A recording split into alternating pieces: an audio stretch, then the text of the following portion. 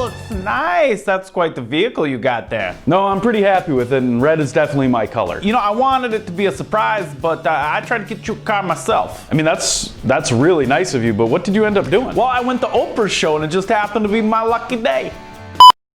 Open your boxes. 1, 2, 3.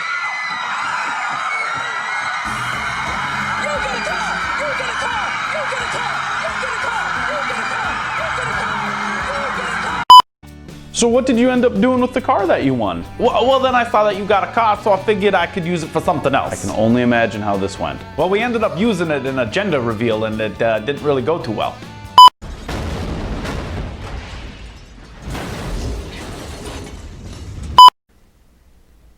It's a boy.